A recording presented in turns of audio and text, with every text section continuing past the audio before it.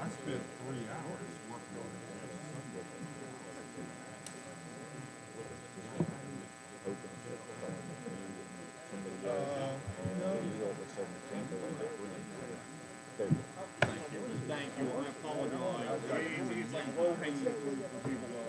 I am a big fan of them, though. But I like them. Yeah, I know.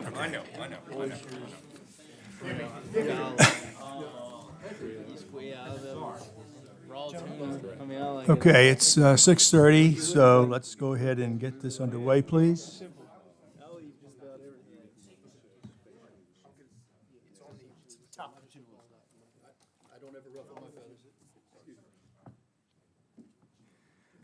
Okay, we do have a quorum present. All members of the Planning Commission are present and accounted for. The usual microphone reminder, if you're going to be speaking, please make sure you have your mic on. We do need to look at the agenda and adopt that. Is there any addition or question on that?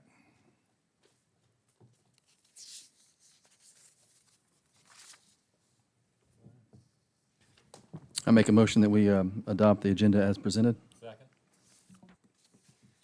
right, motion's been made and seconded to adopt the agenda as presented. All in favor say aye. Aye. Any opposed? Thank you. As always, at the beginning of the meeting, is there any general public comment on any topic other than our cases tonight? Do we have anybody online?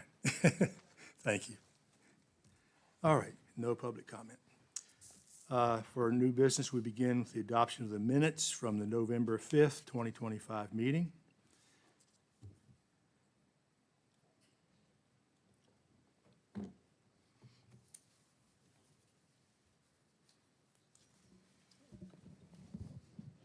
Move to adopt the minutes from the November 5th meeting November as, 5th, sorry. James was. yeah. As presented. Second. Motion's been made and seconded to adopt the minutes from the November 5th, 2025 meeting as presented. All in favor say aye. Aye. Any opposed? Thank you. Point of order. Yes, sir. Point of order, Mr. Chairman. Yes, sir. Did notice just now, we were discussing that Mr. Graves is showed as absent, but he was simply late. Should you choose to amend your motion there, we'll make that change. Oh, that's true. He did come in, yeah. Apologies about that. I actually made a mental note because I was like, I bet they're going to mark them down, and I didn't check that. So I would like to make a motion to adopt the minutes from the November 5th meeting with the change of showing James Graves as present. I'll second. Motion's been made and seconded to amend the original motion to make a point that Mr. James Graves was present. Any discussion? If not, all in favor say aye. Aye. Any opposed? Thank you. All right, first case tonight is case number RZ-11-25-01, John Wright, rezoning request. This is the first workshop on this. John Wright has applied to rezone the parcel identified as Madison County Tax Map 46-39A from split-zoned A1/C1 to A1. The purpose of this rezoning is to allow a future boundary line adjustment with an adjacent parcel. Okay, Mr. Nichols, anything to add there? Only just a brief overview, Mr. Chairman. This particular property, there's not a whole lot of area that's conservation, but it is split zoned here. The property owner owns adjacent parcels, and by boundary line adjusting to make this parcel smaller would be to make it less conforming than it is now without this this rezoning. I do think that it makes sense to make parcels into a single zoning district rather than having them split zoned, especially when they're small. So that's what I have for your discussion. Okay, any questions for Mr. Nichols? Would it be possible to overlay the topo map on that? Thank you. Yeah, appreciate it. Will it be conforming with the BLA and the rezoning? Yes, Commissioner Smith. The property is a little over 5 acres now, and so it would not be adjusted lower than 3 acres as the minimum area in A1. But yes, let's get the 20-foot layers on here.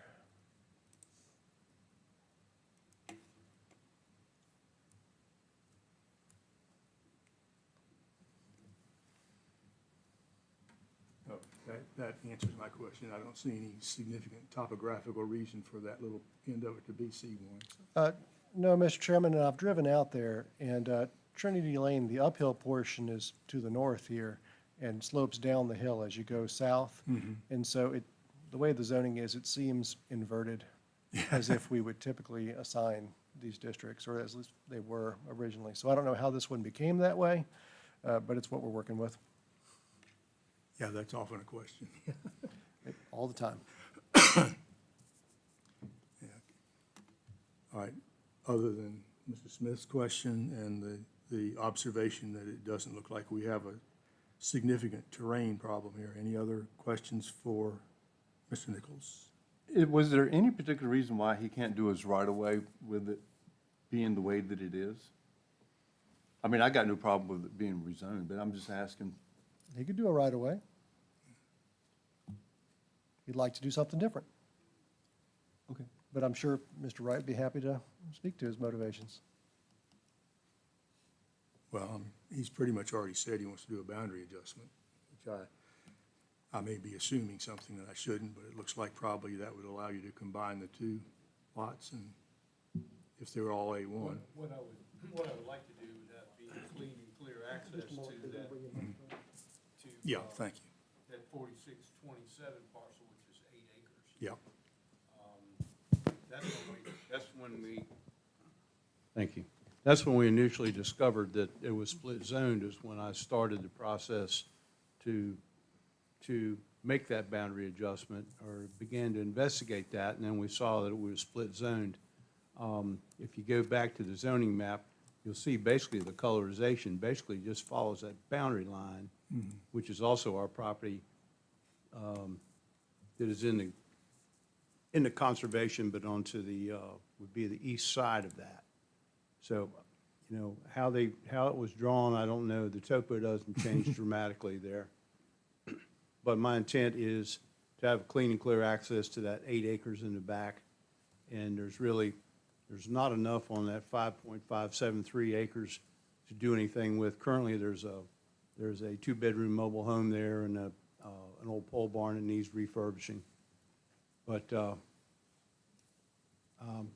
and I had entertained the thought, yes, I could do a dedicated right-of-way across there, but I'd rather just go ahead and keep it clean, straightforward, and have somebody own all the way to the Trinity Lane. And Trinity Lane only goes down there about another quarter of a mile and it dead ends. It will never go any further.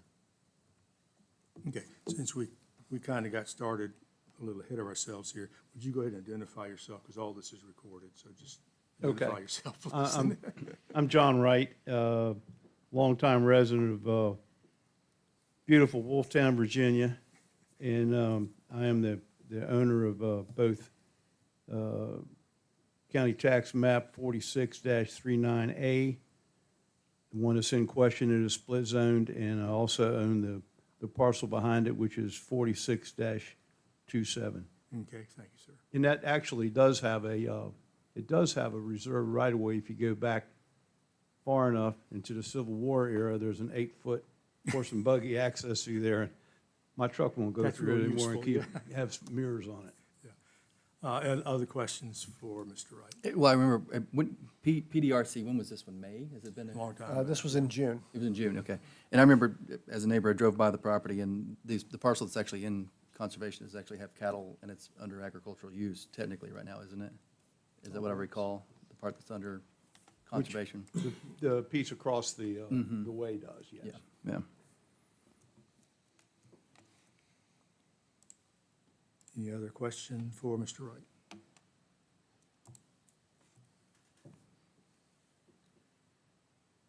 Okay. No questions? Seems pretty straightforward. Seems pretty straightforward. Yeah. Thank you, sir. Appreciate it.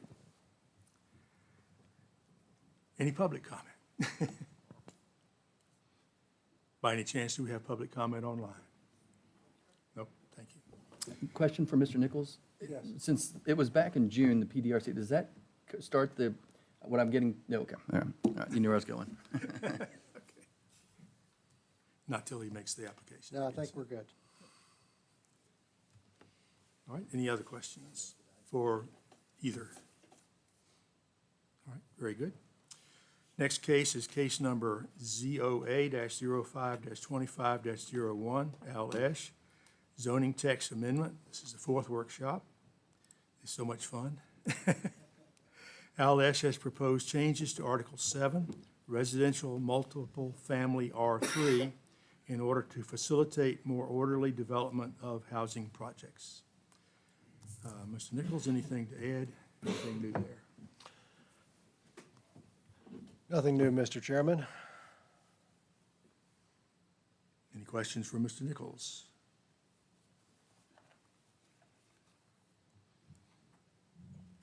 Okay, in that case, let's put Mr. Esch on the hot seat, and we'll see if you have any questions for him, please.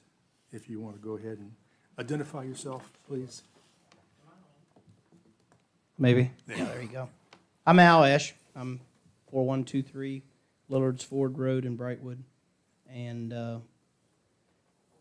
yeah, I think we've been around the block a few times on this one, and I'm open to any questions and suggestions or ideas or whatever.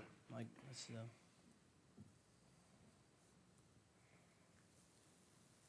Questions for Mr. Esch? This is actually a question for Mr. Esch, but it was just a thought that I had. So, so we have, our R3s already zoned, and none of them are hooked up to water and sewer yet. Can they still build on these without them being hooked up? I mean, I know for, if we were to go to rezone something into R3, you can't unless it has public water sewer.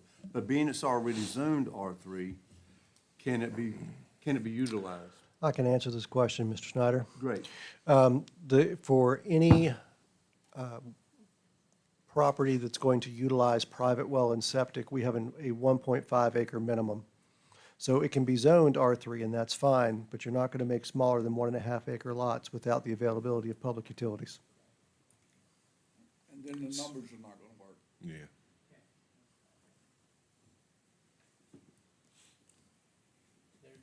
they have that in each one of R1, 2, and 3. That caveat is in there. If you don't have public sewer and water, 1.5 is your minimum. So I went and looked at those lots over there in Orange. You know, and I've seen a million of those things, being down in Tidewater and all. I mean, you know, I really don't have that much of a problem with it. In fact, I really thought I saw several of them that I thought I started doing the math on where the pickets were on the house. I think they were like 10 feet apart from each other. And I think they were on 50-foot lots. So I don't think it's that uncommon. I mean, after seeing them and looking at them, I mean, they are definitely starter homes. You know, I mean, they're expensive starter homes. I mean, because I think they started at $400,000. But I said being at the 65 foot, did we decide that we were going to do anything with that open space? No changes have been So it'd still be suggested at this time. 40%? It's Correct. as you see it, yes, sir. Correct. Yeah, I was explained. The green That, space and the yeah. open space? Yeah. And I did a few back of the envelope calculations on this 65 foot and an 8,000 square foot total. And just with the maximum coverage that's allowed to 35%, the rest of the lot is over the 40% of open space anyway. So and that the 65 foot and 8,000 square feet, that gives a manageable lot size and a relatively, it's not a mansion-size house, but a modest-size house potential there. Mr. Chairman, Yes, a sir. question for Mr. Nichols. And this is a hypothetical, so you can tell me to shut up. It happens. The 1.5 acres, I think where we're having the septic and the drain field failures throughout the county is where it's kind of a high density, and when I say high density, 1.5 acre parcels stacked on top of each other. Is that kind of a fair assumption? My understanding, and I am waiting for the hard data from the health department on this. And so, please keep in mind that this statement is secondhand, and I'm waiting on my verification for this. So I'll give you that as my caveat. But the areas around Little Church Road and Resettlement, those lots are smaller than 1.5, but they were made back at the time of the creation of the national park. And so they fit a house and a drain field, and there wasn't a lot of forethought to, where a reserve area would be. Some of the drain fields cross property lines, and there's a whole bunch of unique situations over that way. And so the reason for the 1.5 is because we ask for a larger than normal drain field. Madison County asked for 10,000 square feet, which is more than most and more than you really need for most homes. And then also a 10,000 square foot reserve area to prevent problems like that. So by the time you do that, you've got half an acre in your infrastructure, and you have to keep your separation not just for your well from your own drain field, but from your neighbor's drain field. So by the time you get all those separations in place, an acre and a half's about what you need. But from a public standpoint, if Mr. Esch by right went and did an acre and a half lots, which he could do, we're talking more disturbance and probably more environmental impact going that route than we would through a subdivision, potentially, hypothetically? I don't think I can say definitively. I'd have to do a little look into, and some measuring to figure out if the answer to that question. Still be. I'd be curious to know sizable. the engineering on it, Yeah. because while you're making a house in a drain field, you got a lot more space in between things at an acre and a half than if you're stacking everything on top, but you're Yeah. not gonna get the same number of units. And, It depends. And, yeah, one of the things that plays into that too is then you wouldn't have any stormwater management at all. And hypothetically. And I don't think that's good, frankly.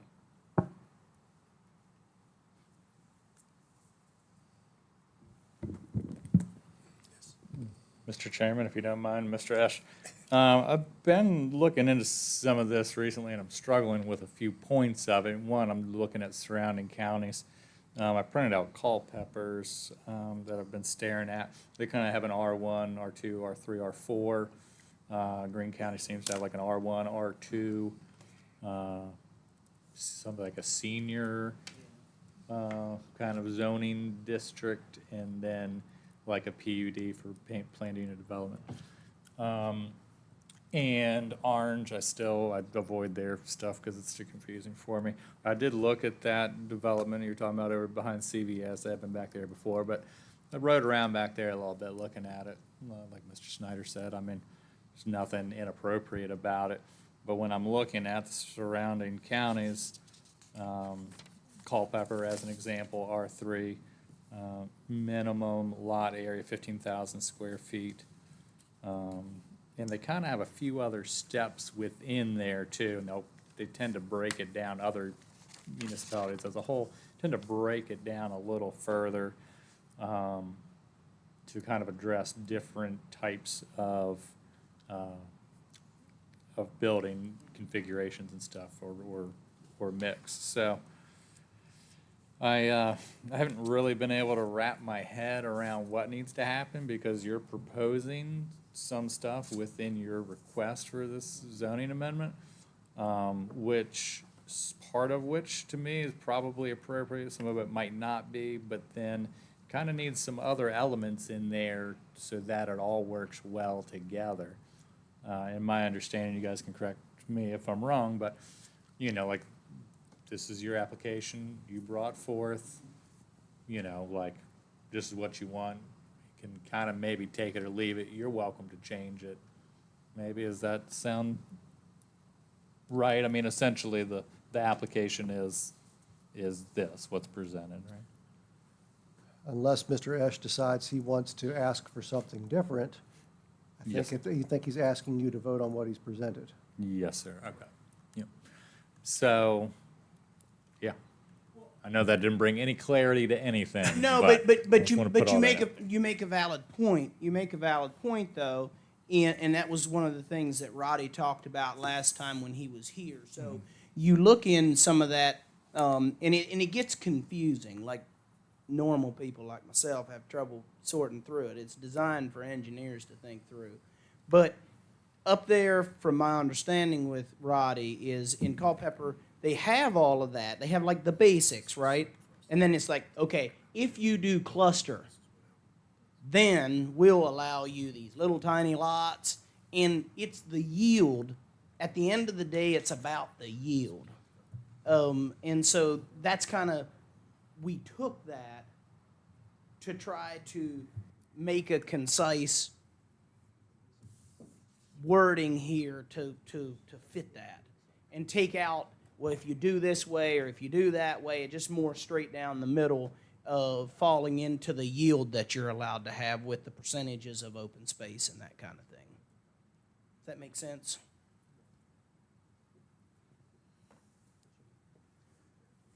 Off the subject a little bit, trying to make sense of something.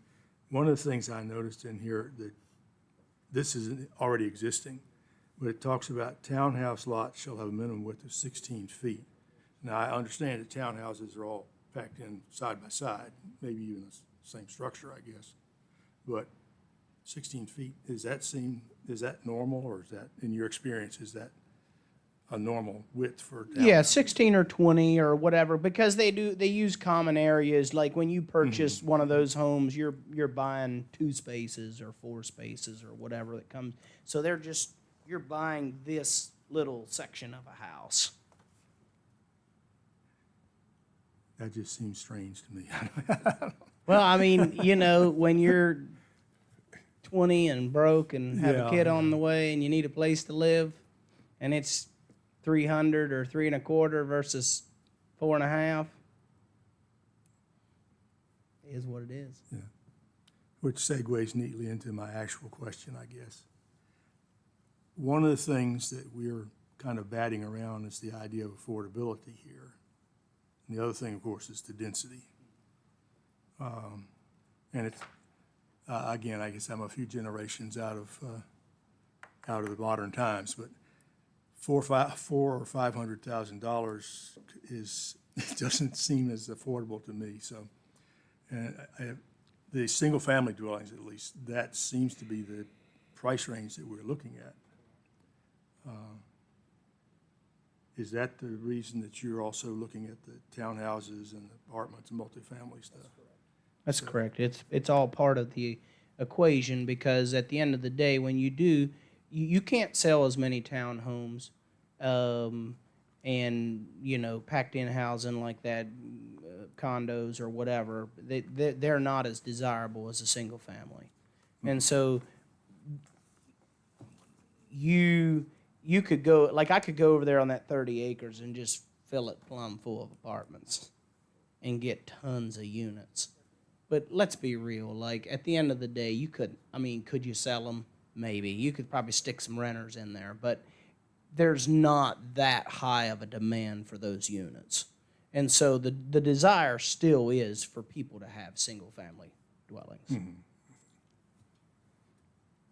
Yeah, when we were doing the comprehensive plan review, that was, in discussing with community members the idea of the cluster housing, that was almost unanimously the response I got. I mean, if we're going to move to Madison, we don't want somebody right next to us. So, and that's why we have all the farms being broken up into small lots, yeah.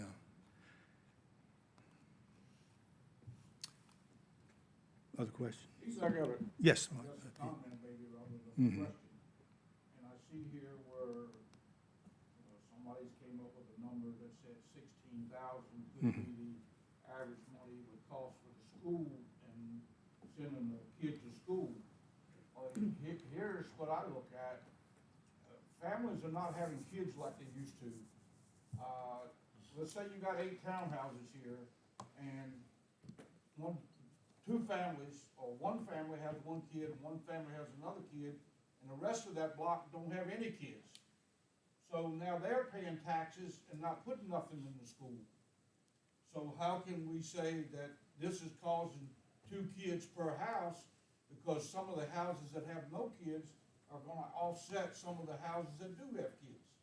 And we know, sitting here, that all them houses are not gonna be full of kids, because the population of having kids is going down all the time. Just a comment. That's how averages work. Yeah. And I think one of the things, just to comment as well, is that these you go, like Mike talked about, having went over there to Orange, there's going to be some older people that want to live in those homes because they don't want to push snow. They don't want to do all the things they have to do. They want to move there with them and their little dog and not have much upkeep and that kind of thing. So I think that's one of the other things that we have to think about as well.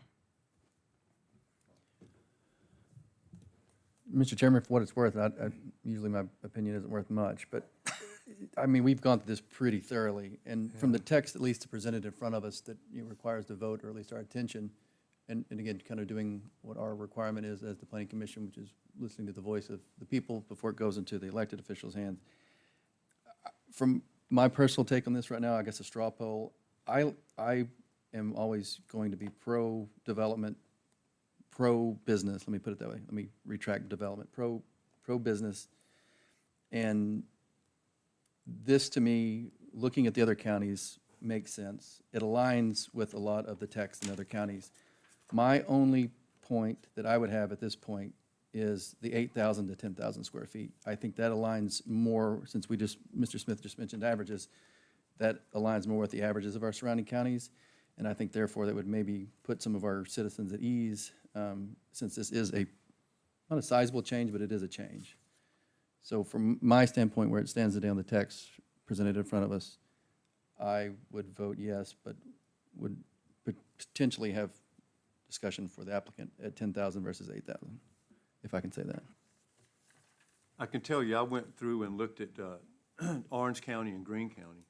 And Orange County was 10,000 square feet with a 60-foot lot, and Greene County was 25, with 25% open space, and 80 feet, an 80-foot lot. So, but then they broke theirs down whether or not you had water and sewer, water and or sewer, and they broke that down 4 different ways. And over there in Orange, where you went and looked, those are 6,000 square foot lots.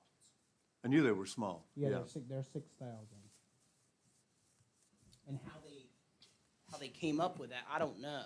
If 6,000 is the minimum, is that what? See, that's where I'm not quite sure how they worked that out in that subdivision. But the setbacks are 5 feet, and 6,000 square foot lots. And one of the reasons I knew this is so over along the fence row between them and the next farm over were some ginormous oak trees. And they called the site contractor back out that I'm friends with and said, hey, listen, y'all didn't do something right here because this last house won't fit. And I said, well, you better look where the property line stake is. Well, the property line stake was about in the middle of this giant oak tree, and actually the side of the oak tree was the side of the foundation of the new home that was being built. Like the tree was just that big. And so I take that as not being a good thing either. Yeah, I've got a property line corner that's in the middle of an oak tree too, so around here, that wasn't unusual. I've got a question, I Yes, think, for yeah. staff. Does this constitute a rezoning? This is not a rezoning. This is an ordinance amendment. But if we amend the ordinance, and for all intents and purposes, anybody can do the same thing? The effect is that all of the R3 parcels This applies to all of them, not just the applicant's property.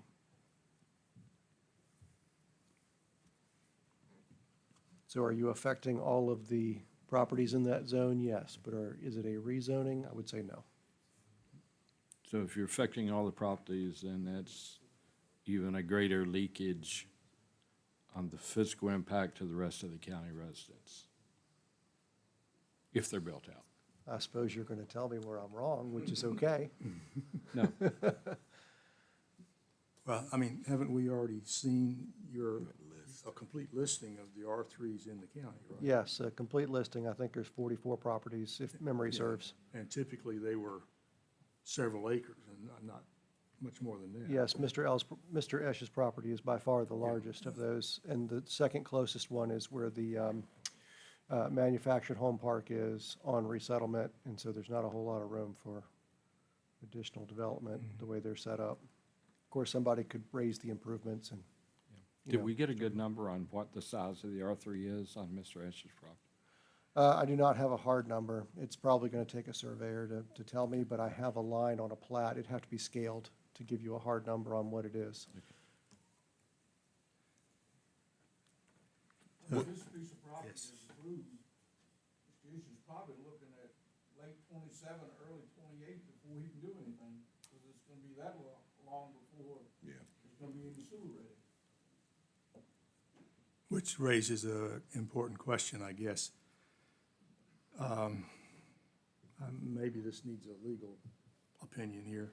The way our ordinance reads, to create a new R3, it must have the access to public water and sewer. This is an existing R3.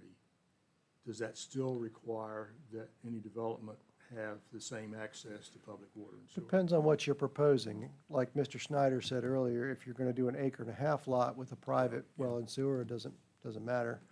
But if you're going to do anything smaller than that, yes, you would absolutely need to have the public utilities for water and sewer before you could do any of this development. We certainly my opinion would not be to create any new R3 unless those services were in place. We're just dealing with what exists. Would a 2232 hearing be required to? A 2232 hearing, I do not know That's the under term. you're creating a new public access. So there will be a new public access to 29. I don't understand the context of your question. I mean, would that come part of the site plan, part of the rezoning? When will that Oh, hearing be? it would certainly fall under subdivisions and site plans. It would be a common plan of development. So in this case, you would get them as a package. Your site plan would encompass all of the subdivisions of property that will take place, phasing, stormwater, erosion management, all of those things in a package. And, without the demonstration that the utilities are in place, there would be no avenue for approval. And the roadways, of course, all the provisions therein. Okay. Specifically then, existing R3, assuming he's not gonna use the least probable use of the property and go with 1.5 acre plots, which is not what R3 is designed for, then any further development that we're looking at potentially needs to have the sewer and water available before they can proceed. Correct. Okay. Which eliminates the majority of the other R3 parcels in the county anyway. Now, the other question, I guess, is, assuming everything goes wonderfully and to plan and so forth, and we do expand the sewer treatment plant, sewage treatment,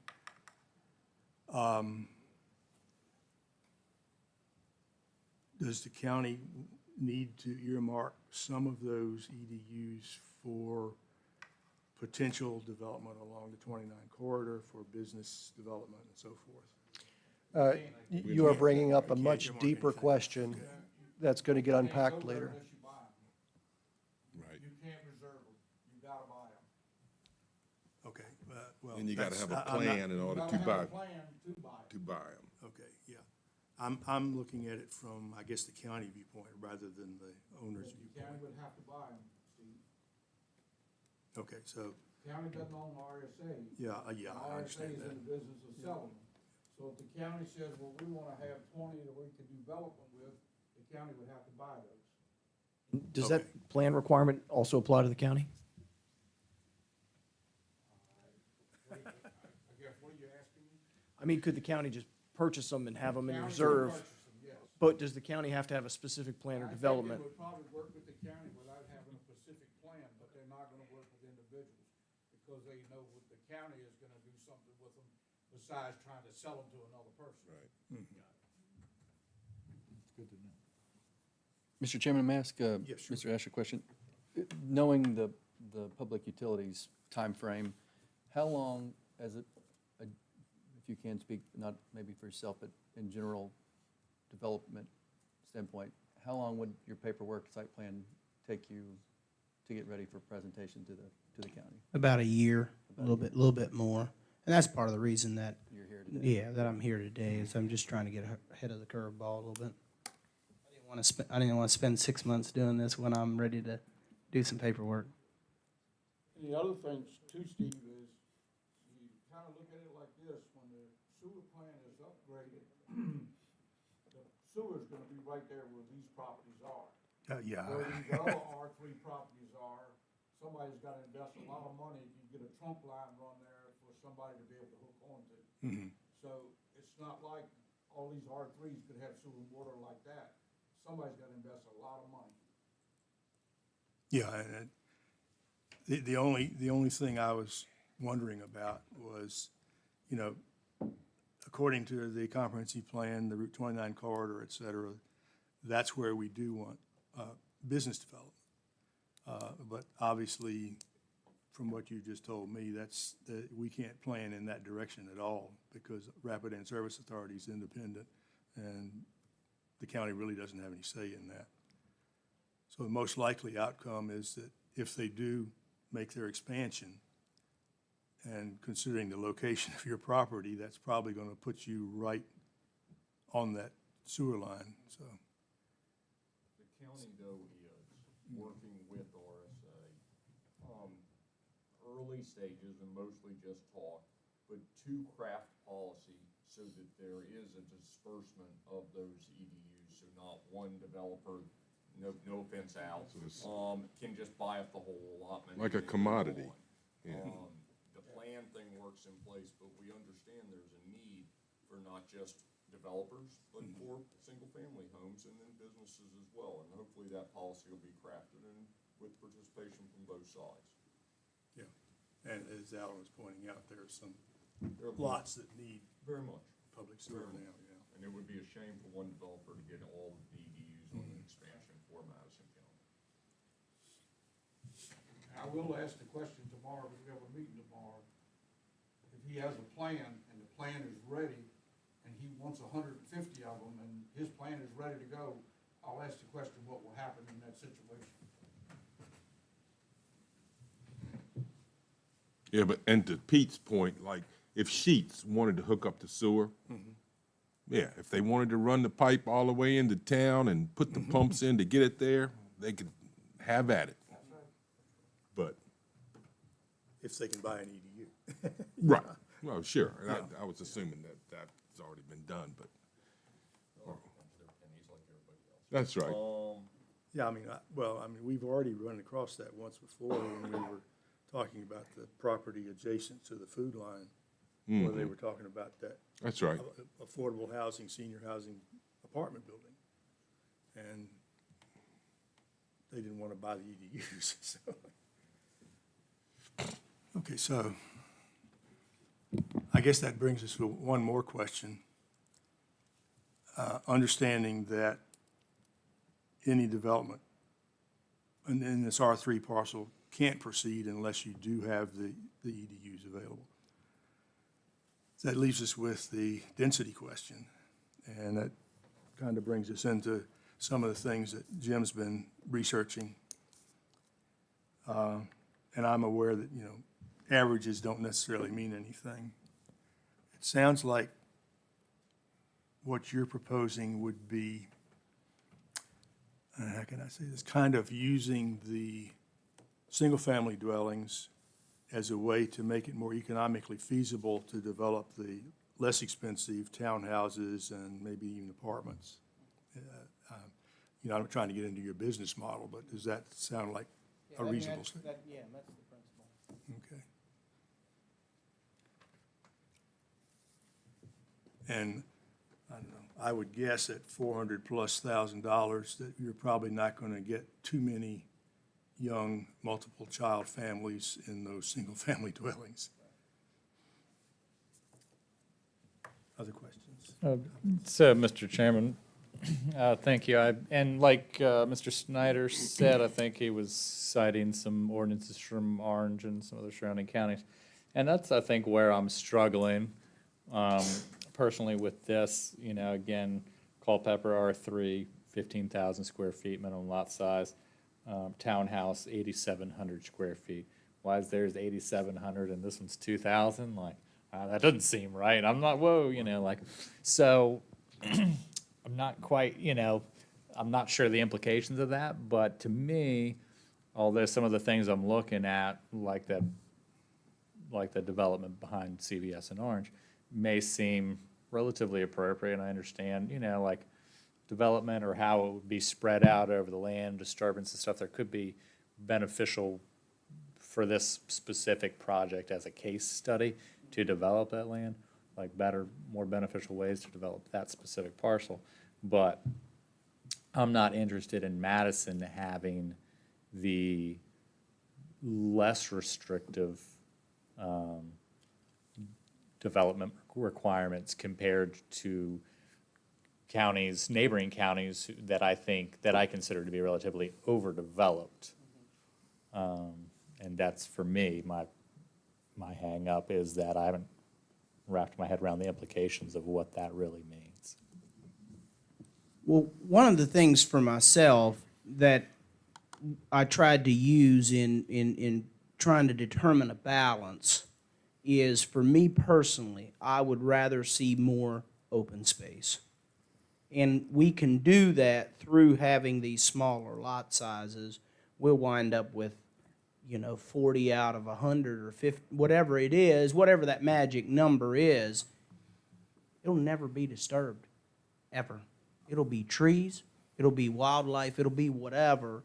And so that, at the end of the day, is kind of part of my driver for sticking with these smaller lots, is to have a lot more open space that is undisturbed, undeveloped, never touched, away from the streams, the whole thing. And as you can see over there across, if you click on the denser one up there, Alan, so I own another piece all the way across the stream there where there is no development to the right, to my right, that one right there. I own that piece of property yet too, and we wouldn't have any intention of doing anything across the stream over there on any of that, and it would just be simply woods and be growed up forever. And that's my driver, if you want to know. So we kind of pull it all together and create more of that space. So I appreciate that. And this, I'm just going to say, looks appropriate. And I agree with that. What I'm looking at is the ordinance amendment, because there's also a 3-acre parcel over here. There's 43 other parcels. Correct. And so I'm trying not to, and it's a little hard to separate. We got RSA stuff, we're talking about, sewer treatment, we got this plan that's conceptual, but what we have and what we're voting on changing is the ordinance. Correct. And this doesn't just apply to that, but the other. Yeah. And so that's where I feel like I keep getting distracted with this, like, oh, that makes sense. But when I look at the ordinance and the surrounding ordinances, and also too, I want to say, like, it's not apples to apples with the ordinances, because we can say Culpeper has an R3, this is what their R3 says, but they also have an R4. Correct. We can say Greene County has this, but they stop at R2, go to senior, go to planned unit development ordinances. So you know, and then Orange, I'm not sure, again, I didn't look into that deeply. But it's like, you know, this could be RR4. You know what I mean? Like, we could adjust things however, so it's not really like a one-for-one necessarily when we're looking at surrounding counties either, so. And I agree with that, Nathan, too, that you have to imagine, and I've tried to do this a little bit. Let's imagine we're over on one of those other parcels. Behind RSA up there, there's a few 20-acre pieces or something, 15.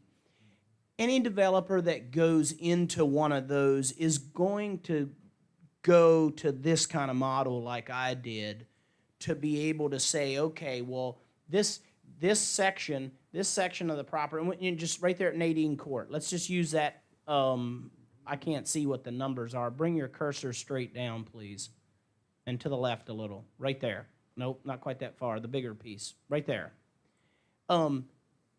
Obviously, it has houses on it, right? But it has a road coming to that tax map number, for an example. If we use this 8,000 square foot lot model, they're going to develop that whole. They're going to develop, if the topography is halfway decent, they're going to develop that front half or front 60% or 40%, whatever the numbers are, and the rest will then remain forever in woods or you know, just simply grow up. So the same principle really applies to the drawing that I have over there on the farm. Like, does that make sense? So you're still gaining by leaving so much more of this open space that is undisturbed. It does, but, you know, like, I would look at the opposite, you know, like, what is a 3-acre R3 parcel, or 5 or 6 acres? What does development look like on those? And what if they are like this, you know, 29 adjacent sort of resettlement area, you know, when they're small R3s beside each other, and the developer that happens to get a couple of the, you know, like, you know, let's say, you know, all gets auctioned off, people are buying chunks and they all get developed. It does not gonna look so orderly at that point. You know what I mean? Because you're taking a big piece, developing it in an orderly way. If you got a bunch of small pieces jammed together like we have existing here, and each developer's trying to develop in an orderly way, I'm not so sure what the outcome's really gonna be. Well, I think affordability comes in there, Nathan, just in my opinion. I was gonna ask Mr. Ish a question. And my question is, there's a 10,000 square foot lot, say in Orange or Culpeper. But the house like you wanna build, if you wanna sell that house in Orange or Culpeper, what's that house worth? Just a rough guess. Just a rough guess, it's about 50,000 more than here. Exactly, that's where I'm going. Between 50 and 60, it can be 60. So when you look at it, and he's cutting back to 8,000 square feet, he put a lot more money in the land or whatever, and he's gotta sell the house $50,000 cheaper than he would over in Culpeper.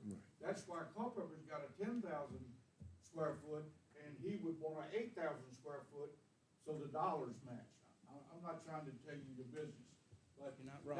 that's why Culpeper is gonna be a bigger lot, because they can get more money for the house and the lot than you can in Madison. And it's a lot of reading between the lines, too, because if you go to Culpeper and you're willing to cluster, they will let you pack them in for the open space. Like, I mean, we're talking pack them in.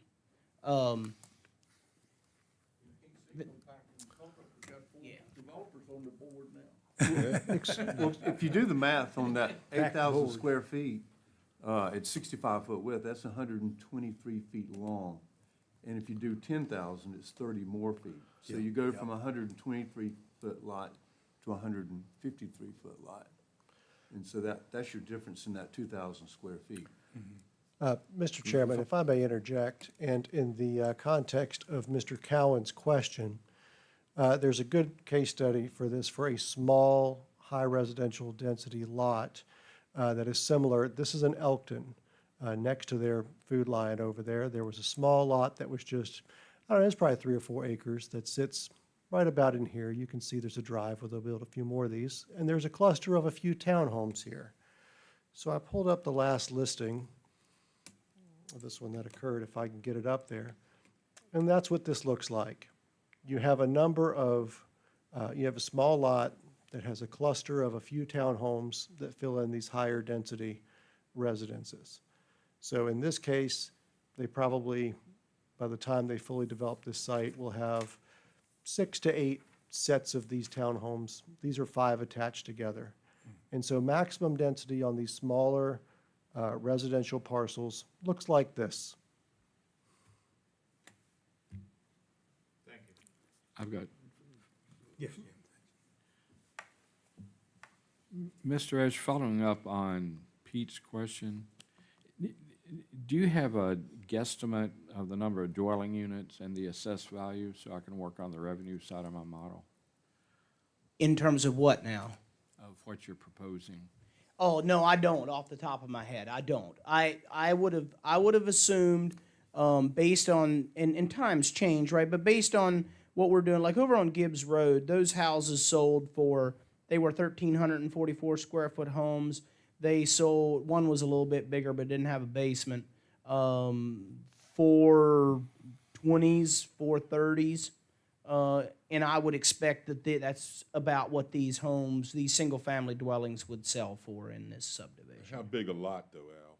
Those were acre and a half because I don't have utilities. And to be fair, I don't, to your point, Cardi, I don't think at that point, when you're that small, I don't think that it matters anymore. Because they're hating on the acre and a half lots already. Now they want services. So if you're going to give them that small of a lot, they want services. And to some of my cohorts that have looked at Orange and Culpeper, I've been kind of tied up with the election for the last month. Did you see what kind of proffers were offered? To kind of look at the total package? Of course, that, with the rezoning, I think that, R4, that could certainly happen, but. It may have had to have been with the 6,000, because Orange does say 10,000. I think we all confirmed that. I'm 100% certain those are 6,000 square foot lots. And I agree with you, Zachary. I believe that that was done through a proffer. Yeah, I'm certain it was. And I think that we have to be careful that we separate out those two.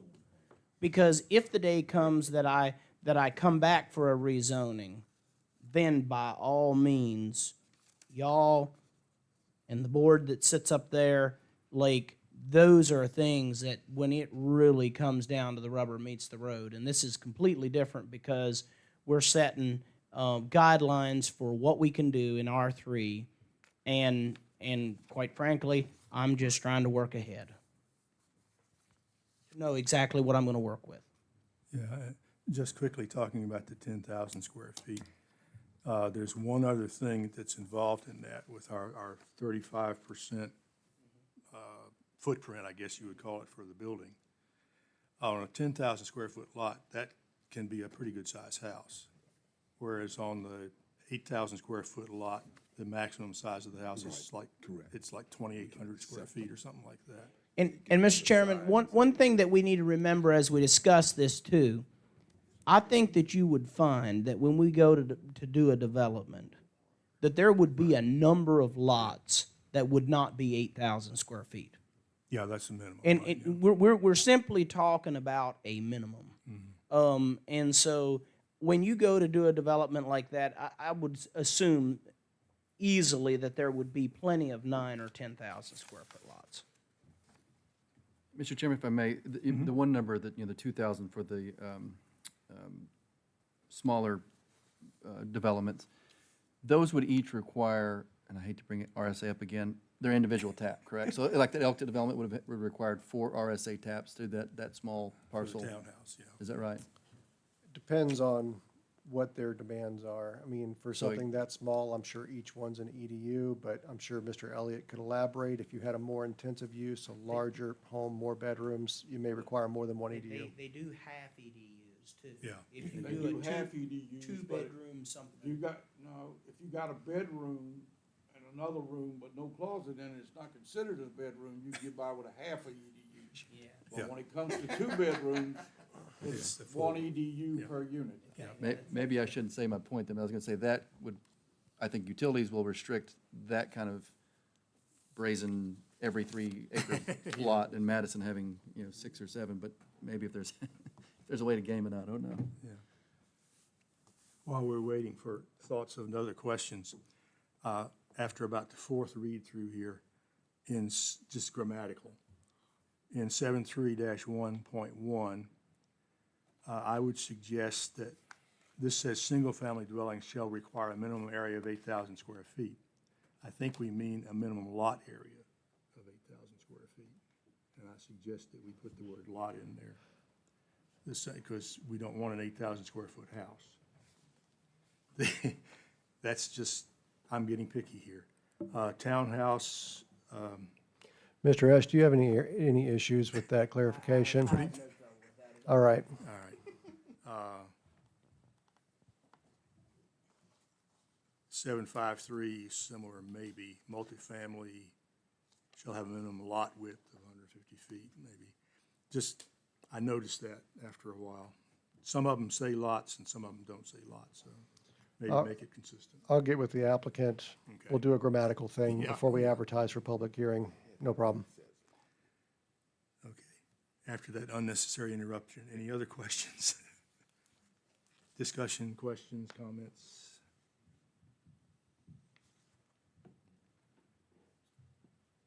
Okay, the one thing that I don't see that we can successfully, completely anticipate, because we don't really know the makeup of the potential buyers, is actually what effect this is going to have on county economy. We know from Jim's research that it's potentially going to be serious in effects on the public schools, possibly.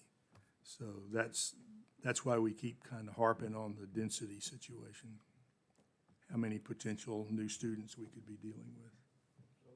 But we don't have any way of predicting, we don't have any way of knowing. Yeah, and the other thing you have to look at, Yeah, we do. actually, you're looking at 2 more years before he gets any water and sewer. So how many kids drops out of school system in 2 years? Yeah, we lost 100 The way it's been last going, year. yeah. And it's gone down, what is it, 500 since 2007, I think, 500? I think they're losing about 30 a year. Yeah. So Mr. Chairman, I think we gotta be careful and don't conflate this text amendment with the possibility of rezoning other properties. That's a whole different question as to where we would go after this with rezoning. I mean, Yeah, I agree. it's- And in we're fact, considering- conflating those things. Considering the water and sewer requirements, I think it's extremely unlikely that there could be any rezoning to do that. All right, any other discussion, questions for Mr. Esch? Want to pick on Mr. Nichols again or anything, or? All right, All right. Mr. Chairman, yes, sir. I don't know if you want to do public comment before or after. Yeah, okay. But I would like some direction from the planning commission as what you'd like me to do. Are you ready to advertise for a public hearing on what's been presented? Do you want to negotiate something else? Because, I think I got a month break going on, I think January or something. but if the planning commission would give me direction on what you want to do, that would be helpful. Okay, right now, the only thing that we are kind of divided on is this 10,000 versus 8,000 square feet. Is there strong feeling on that, or? Not strong, I guess. I'm ready to see this one to bed. Put it to bed. 8. Steve, what do you Yes. think about straw polling? Yeah, I mean, Just to get a feeling. give him an idea, yeah. Is there any other question, I guess, that we still have outstanding, other than the 8,000 to 10,000 feet? Okay, how many are in favor of going with the 8,000 square feet and proceeding with this? So you mean the ordinance as presented? Yeah, well, with the grammatical changes, yeah. 8,000, 1, 2, 3, 4. Well, we got a bare majority there, so I guess that means we want to go ahead and advertise it. Just want to know what I'm advertising, not influencing your vote. Okay. Sounds that way. Then we will put this down for this will be a January public hearing, and we'll get together to fine-tune the language. Cool. Not unanimous, but by any means, so that we have people who can say, we told you so, so. Okay. Thank you, sir.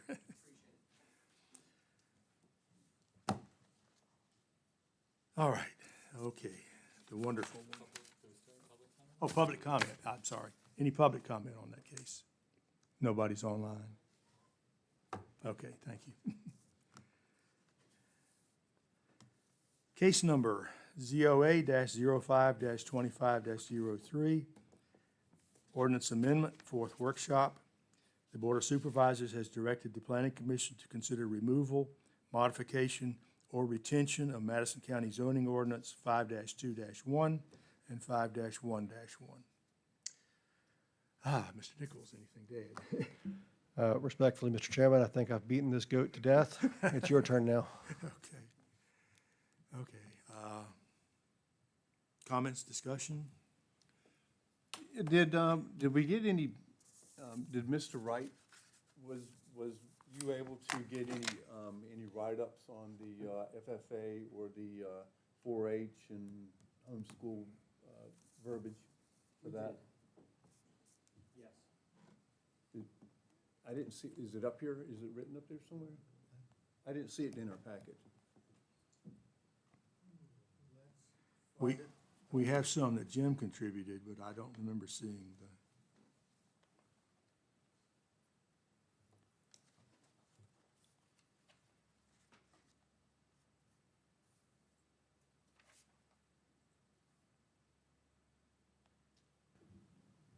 Yeah, I know I put Mr. Smith's comments Yeah, in I was here. looking for something that maybe you, Mr. Wright, have written up and something we were gonna be able to go by. I don't recall seeing any of that.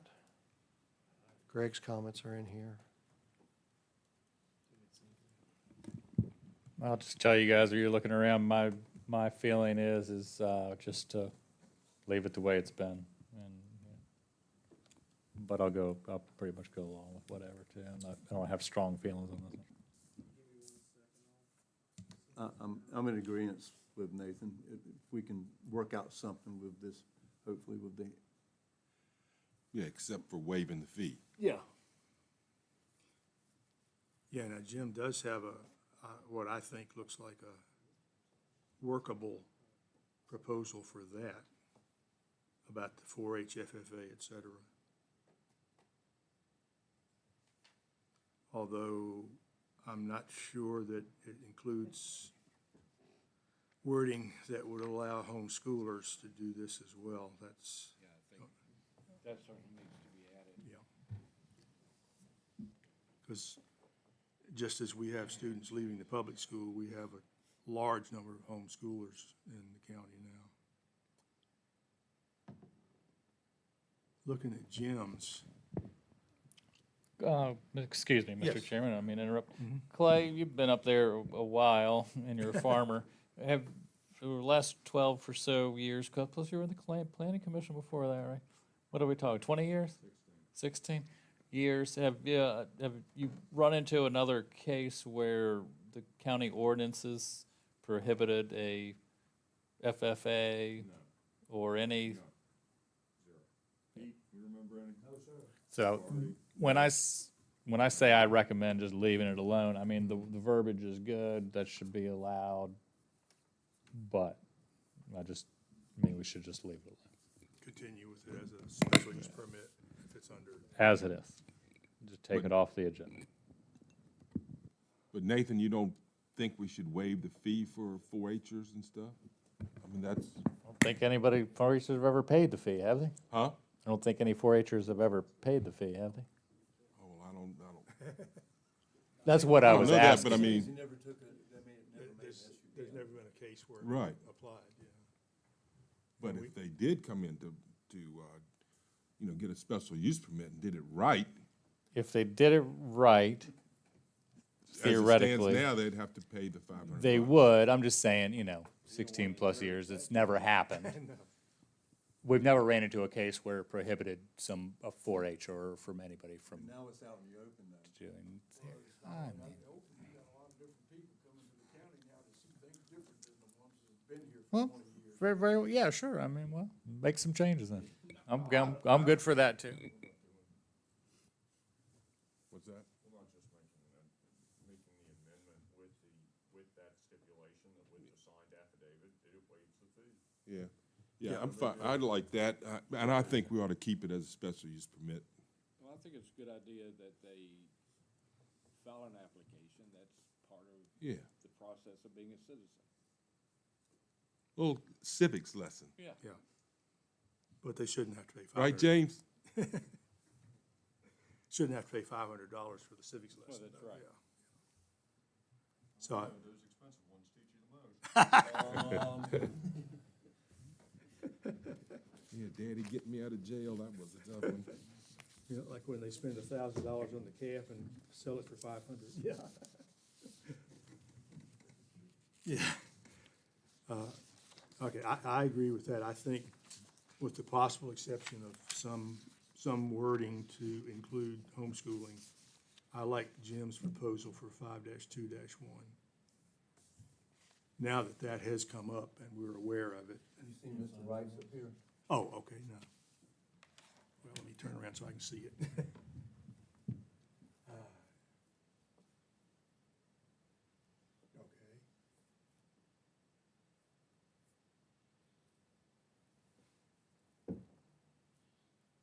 Saying, or curriculum would cover homeschoolers then.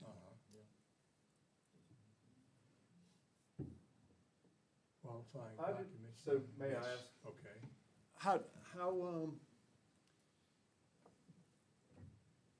the fee for, application shall be set by the board of supervisors. Is that on a case by case, or is that? No, it would. The idea would be, we set fees for all sorts of stuff, basically for the year, and it would be part of that fee schedule. Okay. Okay, and this is done through zoning administrator. So you're suggesting some modest fee because it does require the zoning administrator's time. Yeah, but I'm not even married to that. Yeah. I mean, the fee schedule could reflect zero. Yeah. Or $1, another good and valuable consideration. Gentlemen, we've talked Not about a this so penny, though. much, I'd be remiss not to show some historical context here. And I did find one other application for this, and as fate would have it, it's across the street from Mr. Fuchs. This permit was issued in November of 1975 for a couple dozen chickens on a R1 lot, less than 2 acres. The fee was $5 and happened in the administrator's office. So, having said that, it's about 28.90 or something like that, about $30. So you, yeah, about 100. 30 right? bucks. No, inflation breaks it up to about $28.90 today, Oh, okay. because I looked at it.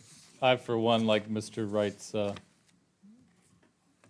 proposed, or possible amendment to Yeah. 5-2-1. That includes, Very much. I think that includes everything.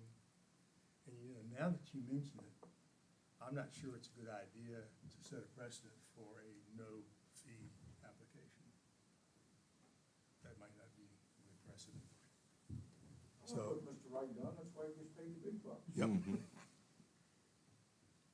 Yeah, I like that. Good job, yeah. Well, this is Mr. Smith's birthed it, I just, So that leaves put it us in to a draft. deal with the,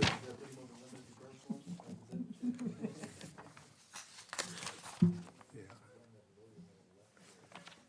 Now, the let's see, 511 is still, well, no, that's permitted by,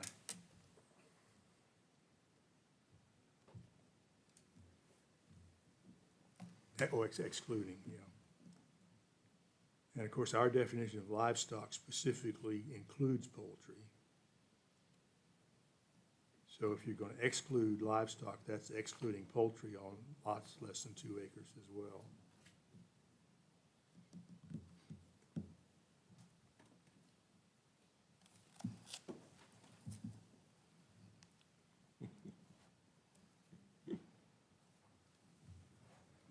And the only problem I have with that is, I'm sure we're all aware that, you know, every other house going down the road has, you know, Tractor Supply special chicken house out back in the backyard with 6 chickens.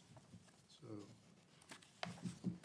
Yeah, that's why I put the specific poultry language in there. yeah. And that was from looking at a number of ordinances, 20 or 30 of them, I think. Yeah. This one is from Roanoke, which actually was one of the more liberal around. What was Roanoke's? The poultry exemption that's written up in 511. Did Roanoke put any sort of number They put on it? numbers, yeah. Okay.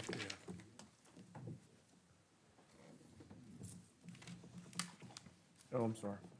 I've already seen this. Yeah. The only thing that bothers me about, well, it's, I think probably some of the care and the fencing, et cetera, that probably, I'm not sure needs to be in here, because that's impinging on Mr. Cave's bailiwick. Glad gets to the question, whether this Yeah. is a zoning action or a general police action. Yeah. And I don't think that zoning ordinances ought to be exercising police power. That's me. Good. So I guess the question is, do we want to leave 511 the way it is, but allow poultry, small amounts of poultry? Since poultry is considered livestock by our definition. Mr. Chairman, are we considering Mr. Smith's red line as? Yeah, as a start. I would be in favor, if we change 5 to 1 with that, I think 511 looks in line.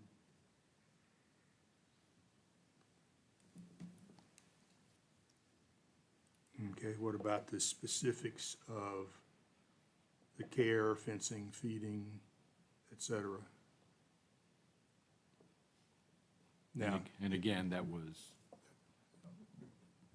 Roanoke. Yeah, Which yeah. is not a rural area. now the last one, I think probably we might want to keep that.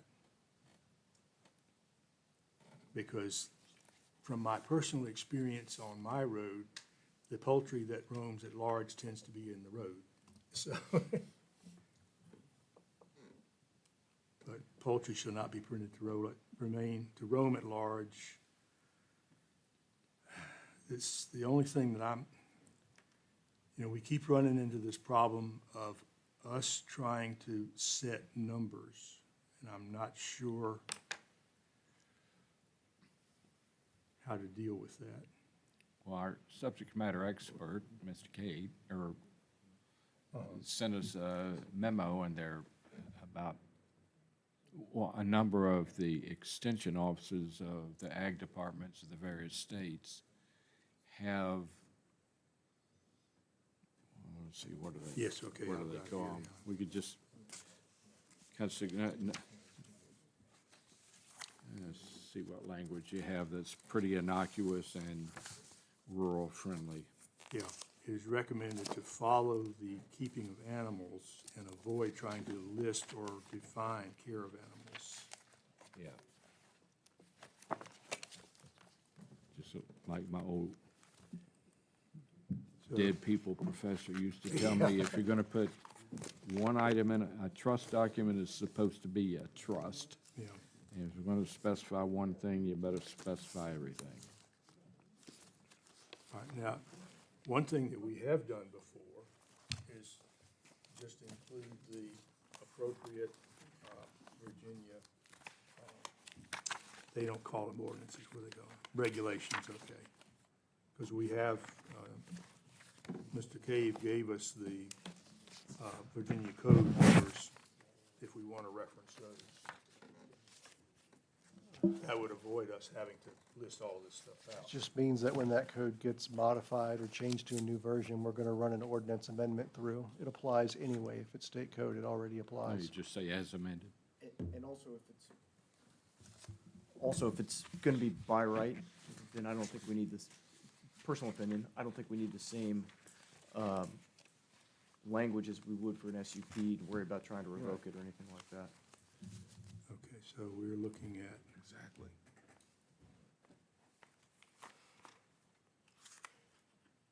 Just leave it alone. actually, it isn't, because as soon as you go under 2 acres, it's not by right anymore. It's livestock on less than 2 acres is special use. Well, yeah, the other thing, the other one, the 4-H stuff is special use too. That would be by right, and then this, if we're adopting the way Mr. Smith has written it, then it would be by right for Poultry. poultry. But allowing, okay, I understand now, yeah. Okay. What about, let's see, where would that go?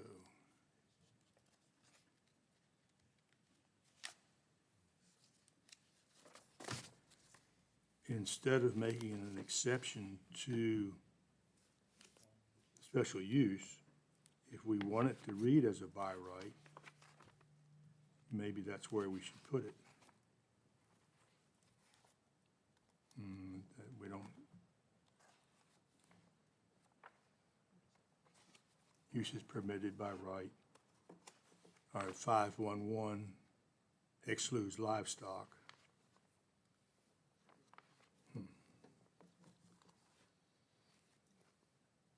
Okay, no, that puts it as a by right, okay, you're correct.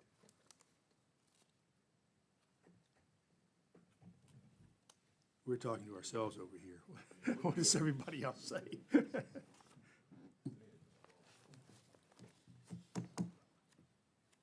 Do you like allowing poultry in the backyard? Straw poll? Yeah. Is there any enforcement though, if we do allow it where it is, and somebody decides that they want to have, say, 20 chickens running around their yard, and it starts getting in the neighbor's yard? What fallback do we have there? Any? Because I don't know that I want my neighbor's chickens running around my yard. Put them in your pot. We are a fence out. We are a fence out county. If you don't want livestock in your yard, you are required to fence them out. It is of great debate. Well, let's see, the last time, We are a fence out county. Our ordinance says that if you don't want livestock free roaming in your yard, you can fence them out. I don't know that I like that either. I mean, I will say from personal experience, the last time I had a neighbor's 1,000-pound pig come in my yard, I called animal control and they came to check on it. point of order, Mr. Snyder, it's come to my attention that your mic is not on. You cannot be heard online. I just turned it off. All right, Maybe I was looking in the other direction. thank you, sir. I say we move forward with 5-2-1 as whatever, Wright's, written by okay. Mr. Wright. I know he's not proposing that necessarily, but I propose that we propose this and leave, again, just for the time being, 5-1-1 as existing. Okay, we have general agreement on it. Straw poll, all in favor of doing that? Okay, all right. I feel compelled to ask, are you sure? We've done this before. Well, we got unanimous that time. Oh, okay. Almost.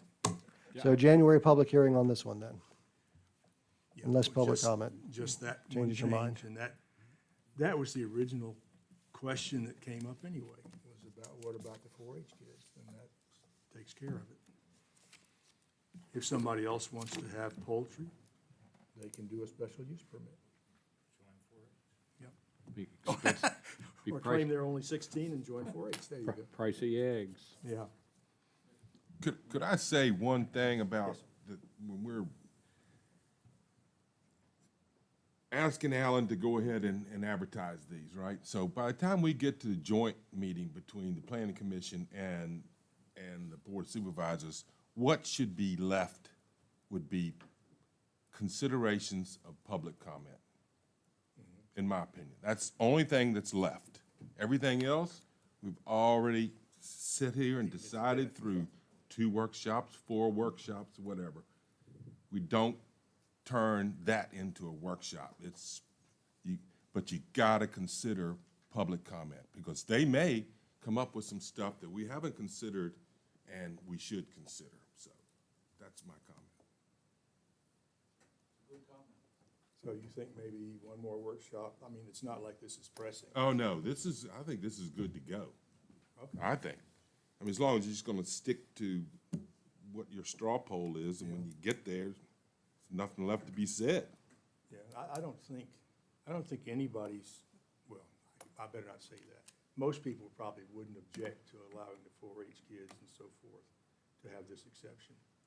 And Right. if we don't say anything about the poultry, maybe nobody else will. Yeah. True that. True, yeah. Okay. Does that sound doable? Okay. It's your recommendation. All right. Okay. This is gonna be a long night. Case number oh, wait a minute, any public comment? No public comment, okay. I keep forgetting when we take hours on it. Case number ZOA-11-25-01, ordinance amendment, first workshop.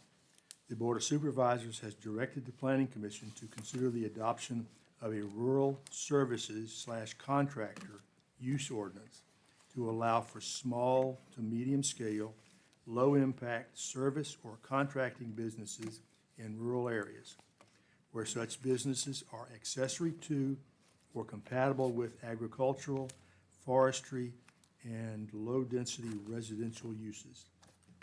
This SUP is intended to support economic opportunity while ensuring protection of rural character, minimizing adverse environmental impacts, and preserving compatibility with adjacent properties. Okay, and I think we have a proposed copy of that here.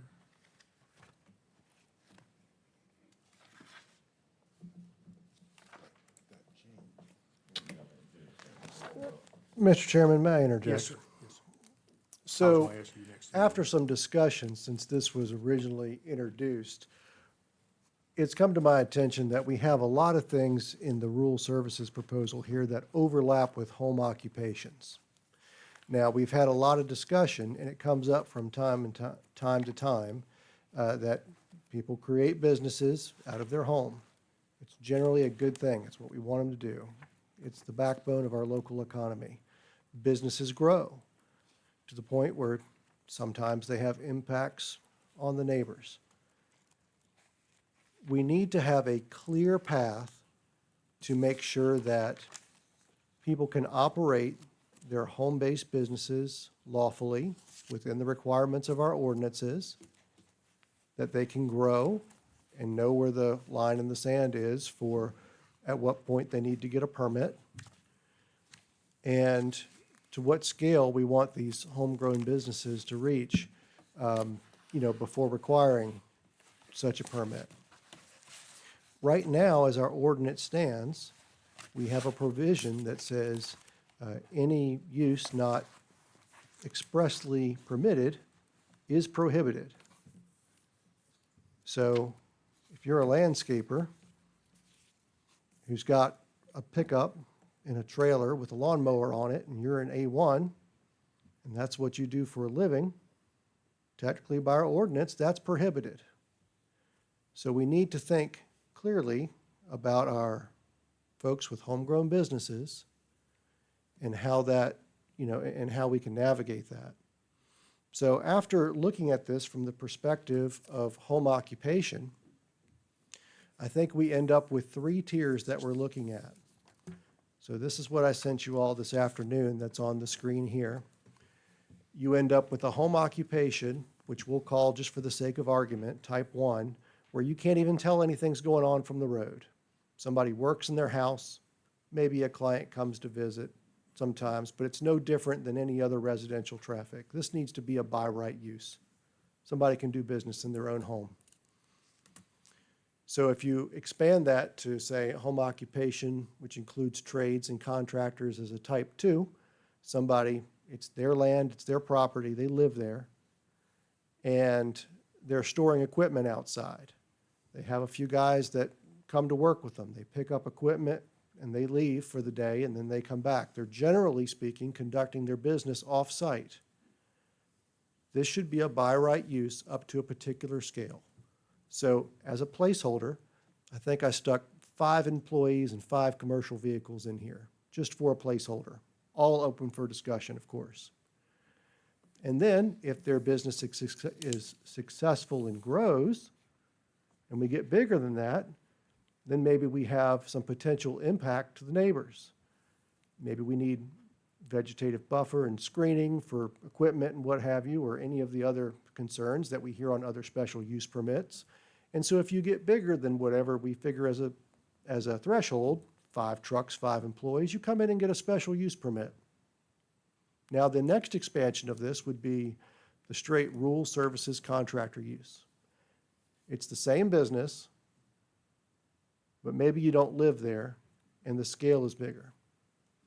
The limits come in, and all of this would be a special use permit. Different parcels would be suitable for different scales of business. You'd have to evaluate this on a case-by-case basis. This is why we have special use permits. And so this is, in the time frame allotted, I felt with a reasonable framework to both correct the problems with our current home occupation ordinance, which, by the way, excludes any equipment over 5 horsepower. So unless you've got an edger for your driveway, you're over it. And then a pathway to be in zoning compliance for all of our local business owners. So I put this forward to you for your discussion and thoughts, and I do hope that you'll consider where those thresholds lie for a special use and by right, so that way we can accommodate the people that we want here, our businesses, and we can help our, I'm looking at this a little bit through the lens of our Economic Development Committee and keeping that successful as well. So for your consideration, gentlemen. Okay, questions for Mr. Nichols? So at what point in time does it become where you need to be B1, you've grown too much, and where's the cutoff line and who's gonna decide that? I would love to hear your discussion on the matter. I think when you get, 3 or 4 trucks and leaving the house, that's one thing. But putting 25 trucks there and 25 people, that's rezoning. That should be allowed by right. So one of the things we're trying to accomplish out of this maybe is to find out how many businesses we have in the county. I think the answer is going to be a lot. Well, I know it's a lot. No, the latter one you were talking about, Pete, that'd be at the minimum, a special use permit. I think it's what he's saying, right? Oh, yeah. You have a paper copy if that's easier, Mr. The land ain't zoned for what the business is. Only other interjection I'll have is, let's not talk about a single specific business and think about this as a whole. And that's exactly what I'm doing. Nathan, if I could shoot first real quick, I appreciate it. And just to throw this into context, Mr. Nichols has had this for about, I don't know, 24 hours now. Last week at the pre-meeting for this, we talked about the home base, or we talked about the rural services and contractors, knowing this was a need, knowing it was an issue. Kind of talking actually with Nathan, he threw out the home-based business ordinance out there. They kind of run together. The conversation you all have, and Alan putting this in front of us certainly facilitates that in every way. That's what needs to happen here. The scale is going to be the major challenge here, because a lot of the scale conversation, frankly, fairly opinionated and arbitrary. It is a feeling type of deal, and what you feel is appropriate for that use or that non-conforming use being done on that piece of property, and trying to accommodate all of our citizens, neighbors, friends that are in Madison County, and there are a lot of businesses. I think running these two together and the way you've laid it out is a good direction to start at, and thank you for doing that. But that's just kind of my 2 cents on this. It's foundation of Madison County and the rest of this country. Nathan? Yeah, Clay, that's about right. Mr. Nichols, yeah, just in general comment, we kind of identified, maybe 18 months, a couple of years ago, I think it was when we were talking about a case for the dog, rescue place. Yeah, I didn't know if I was allowed to say, I can't remember what. It's all public, they have a site plan, you can talk about it. So on that heart, and so we identified that need, and I think Commissioner Smith brought up that, and I don't know my history, that Bill Gates wouldn't have been able to make Microsoft or whatever, in the garage back in the whatever, I don't know, 80s, a long time ago, under our current ordinance, which was not something that we wanted to discourage. The businesses spread across Madison are the backbone of the county. I started working for a contractor when I was 17 that we, I don't know how many acres he had, 40, 60. We worked out of a shed, like a shop. We had a machine in the barn. We would go over to the old pig pen and get some scaffolding out, on the other side of the farm. And that's how most of America is, but I know Madison County and rural Virginia. And that's how a lot of contractors are operated. I started out of my shed, 10 by 10, and that was it. I stored some stuff under my house in my crawl space. I had some stuff in the yard with a tarp over it. Absolutely. We want to, I think, encourage that. I think we want to allow room for those people to grow and businesses to operate. And whatever this ends up looking like, I want to say thanks for getting it going. Mr. Nichols, win 24 hours.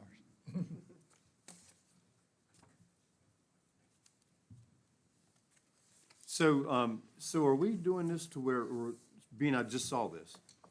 So for example, home occupation type 1, are we like talking about maybe that would be like a by right of R1, R2, whatever, just by rights of different zoning aspects, or? Generally speaking, anywhere where you could have a residence, you ought to be able to do, your home occupation 1, which is generally not noticeable from the outside of your home by right. You shouldn't have to ask anybody. Yeah, I'm just, because I was reading the rest of it, and the rest of them did say something about A1 and C1, so I was just wondering if we were talking about the low density, or the low impact ones were going to be for R1. Yeah, I had some time constraints on this one. I'm happy to present it in such a way that that's a little bit more clear, but I wanted to get something for our discussion. Yeah, you did say residential, agricultural, and conservation districts. Oh, good. I've got a tremendous amount of work that I did on our existing ordinance, which is fraught with problems. There's not a sentence in it that can't be attacked easily. And looking at other ordinances in other jurisdictions, for home-based businesses. So I think the approach you've taken here, I really like it, and it's very similar to one that was just done a massive overhaul in actually Bismarck, the Dakotas, that I'm using a lot for trying to modernize ours and make it more friendly to our residents and taxpayers and encouraging to people who really want to engage in a home-based activity. Whichever way we go, I think whether we create another ordinance section to deal with it, which I think would make a lot of sense because it's going to be more than 2 pages, rather than just dealing with a definitional section. That sounds totally fine. Yeah, We and can do this that. follows pretty much the architecture of what I've been doing. I'd like to merge what I've got with this before the elections start next year. We'll have 3 of them, by the way. And get this thing done. I really like it. And thanks a lot for taking the initiative to do this. Well, thank you. Yeah, this definitely. So in conservation, there's 10 acres for each use. Correct? So if you got a house there, that's a use. I don't think Long this business circumvents out that. of it, That's a use. Okay? So you got 2 uses and you can't have 2 uses in conservation if you got less than 10 acres. Okay.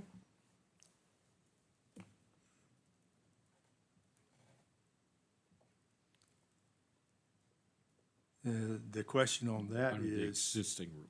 this specifically, and I do like the way you've written this out, Alan.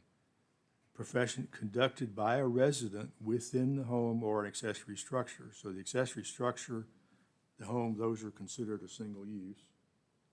And it's within the home, so I think you could probably make a case for saying this is not an additional use for that 10 acres of C1. And it's much clearer than what we have now. No outdoor storage, no non-resident employees, no unusual customer traffic. That pretty much clears everything. I think it's starting to get in the weeds. I guess the one could be noise, you know, if you had something that was still indoors but was incredibly loud. Cabinet shop, I'm not sure, but that could affect. Cabinet Your shop neighbors. is an explicitly defined use in some of these districts that require an SUP. Mr. Chairman, may I make a general comment? I was just kind of looking at an AI overview of Madison County's home occupation ordinance as a view, and it just seems to be on the lighter side of things, with business must be a minor part of the property's residential use and stuff. And I know we're talking about different tiers here. Would it be, Mr. Chairman, is this something that should be given to a committee to work on as opposed to whatever the hell we're doing right now? Instead of taking an hour every night. That's possible, yeah. I mean, right now, we have the committees available to work on it.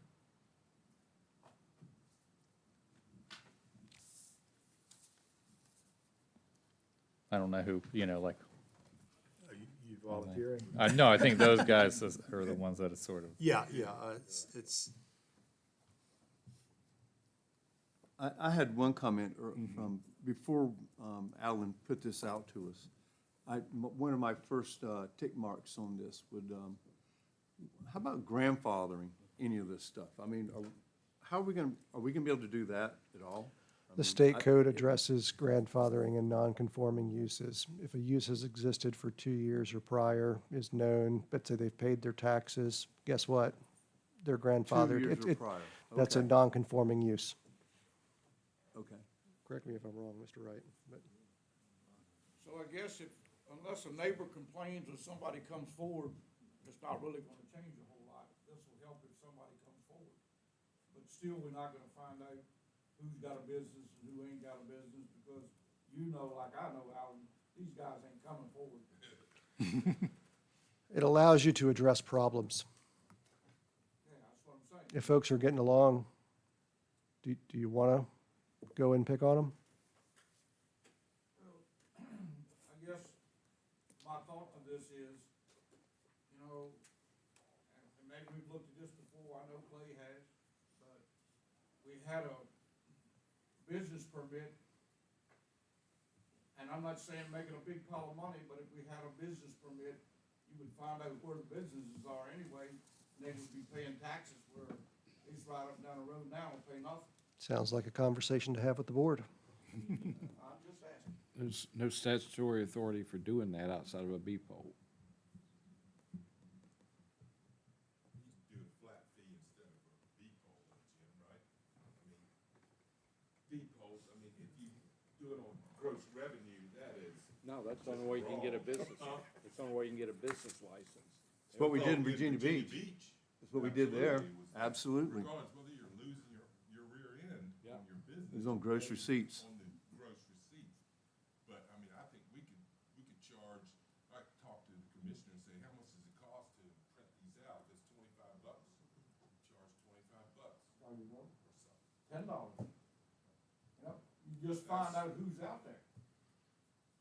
Mr. And that, oh, I'm sorry, that covers. I'm more than opposed. One thing, in my opinion, is that you have some recourse.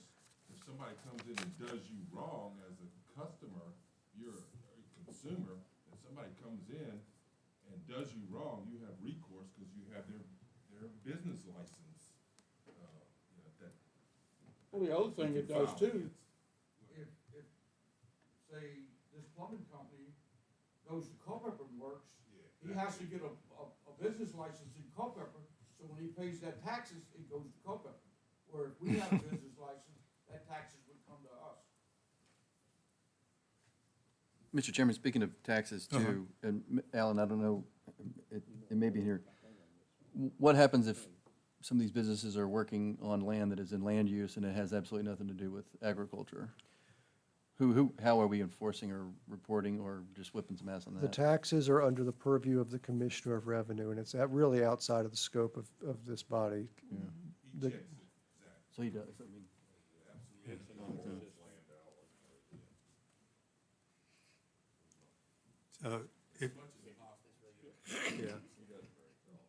If you're looking at the idea of the business license, I'm assuming you're looking at this third category that Alan's got rather than home occupations? Or were you talking about a business license for home occupations too? I think that would be maybe a step too far. Business license conversation has been for everybody, Yeah. for everybody.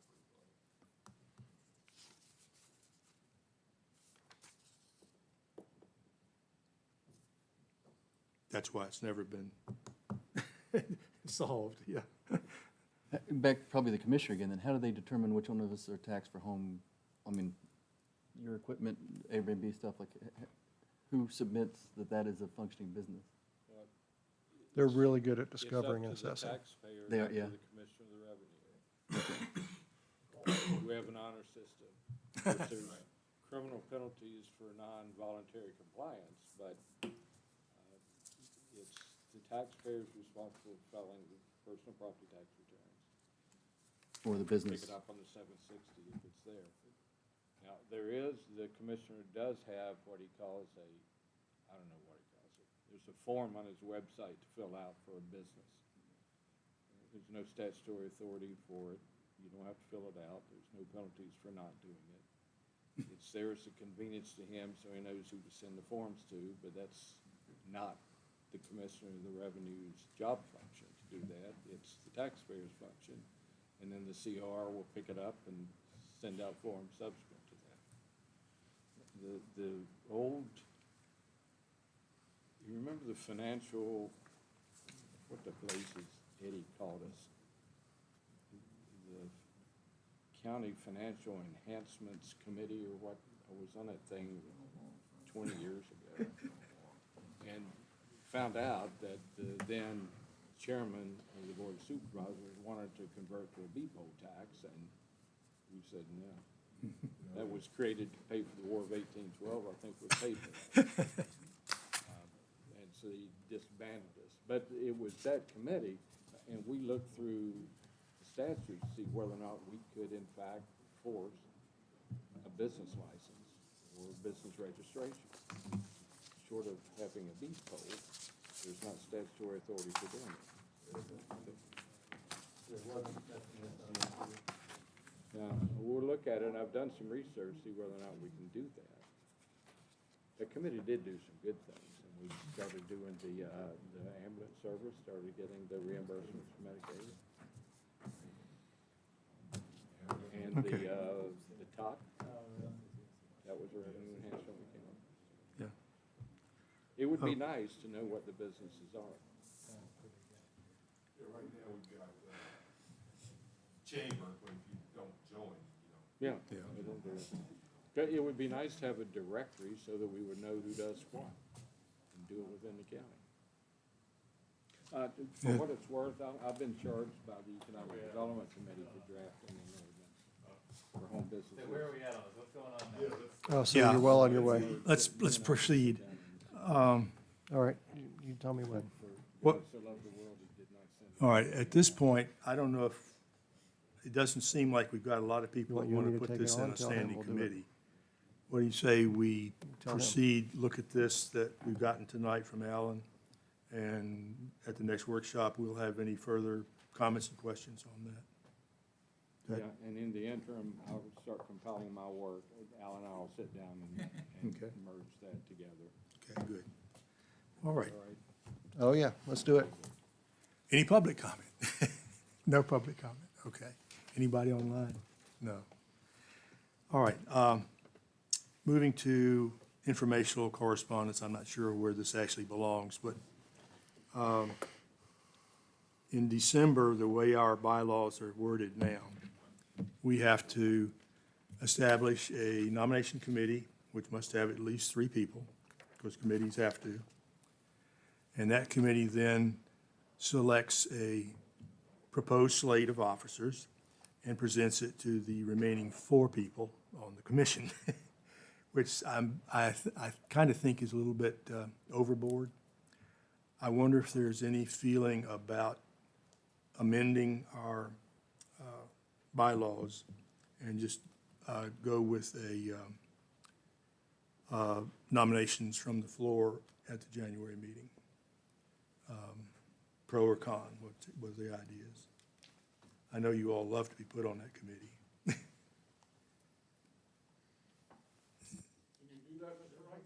We'd have to amend, yeah, we'd have to amend the bylaws. Because the bylaws say that we have to do the nominating committee. We don't have time to read the bylaws twice to amend. Yeah, well, there's time periods involved. I mean, I think the way I read it, if we all decide tonight, that gives us I think it's a 15-day time period involved there, if everybody's been notified. And then our December workshop, I think, if I'm right, we could make the vote on it to amend the bylaws. I just think it's kind of inefficient to assign 3 people into a committee to tell the other 4 people what the slate of officers might be. Yeah, well, it was a little different, but. Yeah.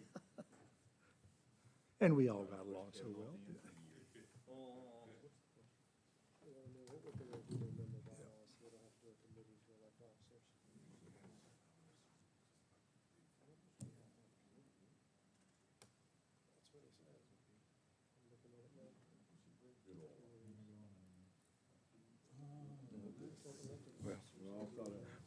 While they're looking at the bylaws, does anybody strenuously object to the idea, that really loves the idea of the committee? No? No strenuous objections? I suspected that might be the case, yeah. And it's.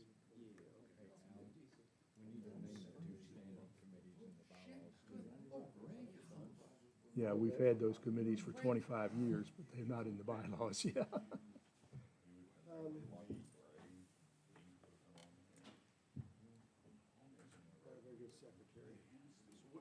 What is the question? Sorry. Well, I know there are time periods mentioned in the bylaws. Yep. For making amendments. The, One of them, I think, says something like 15 days if, once all the members are notified or something like that. I don't know if it requires a written notification or. so they need, it doesn't say written or not, but it says notice, it needs to be 5 days before the meeting. However, the real one is 15 days before the meeting, and the proposed amendments need to be distributed.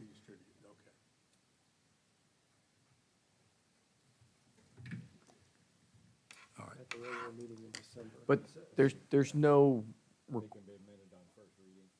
They can be amended on first reading. It can be As long as at they- any meeting. It does not have to be a committee. Yes.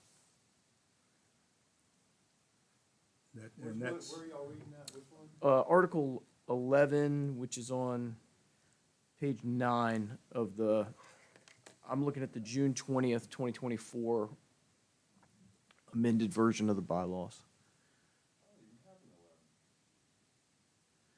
If you, I think Alan's got it on the website for the planning commission. It's on the website. This version is June 20th, 2024 is the most recent. So, government section, boards and committees, planning commission at the bottom is your bylaws. Tell you what, let's do this. How about that? We have a giant system here to share all this stuff. Ta-da.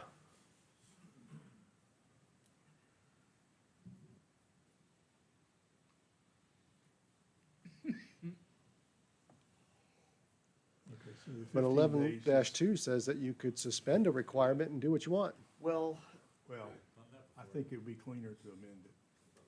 Yeah, I was hoping it said any of these bylaws or parts thereof. Suspend it and take your vote. well, I mean, it wouldn't be difficult for us to just, Sometimes that could be a little. You know, they can make it say that with the 2/3. They could, and then, yes. Ah, All right, so you amending the bylaws, or you gonna have a nominating committee, nominating this group, what are we doing here? Like, good Lord, folks. okay, yeah, let's get, straw poll. Who wants to take the nominating straw committee poll. out of the bylaws? 1, 2, 3, 4, 5, 6, 7, unanimous straw poll to take it out of the bylaws, delete the nominating committee. And actually, I guess all it would have to say is that at the January meeting, there'll be nominations from the floor for the officers and proceed from there. So why don't you make a motion that you intend to do that now, so it's in the minutes, and then at the December meeting, you just vote that you're doing that, and we'll strike it from the bylaws, because you gotta give at Okay. least 5 days' notice. Yeah, that lets us have the first sentence. A Okay. motion now, a motion in December, and we call it a day. Okay. Do we have such a motion? So moved. And do we need to say it? I'll Whatever repeat it. Alan I'll said, repeat it, paraphrased. okay. We have a motion made and seconded to amend our bylaws to remove the requirement for the nominating committee. Among other things. Well, That would be 3-2. yeah. Okay, so motion's been made and seconded. Any further discussion on amending the bylaws to remove the requirement for the nominating committee? And among other things. Change the amendment language, we'll also add the standing committees. Okay. I would suggest we do this one thing tonight. They'll just say among other. Among other things, okay. Covers the waterfront. But, Well, let's communicate what you want, other things are later, and we'll put it together. okay, we can do that certainly if, distribute it to 15 days before the December meeting and we're good to go. Okay.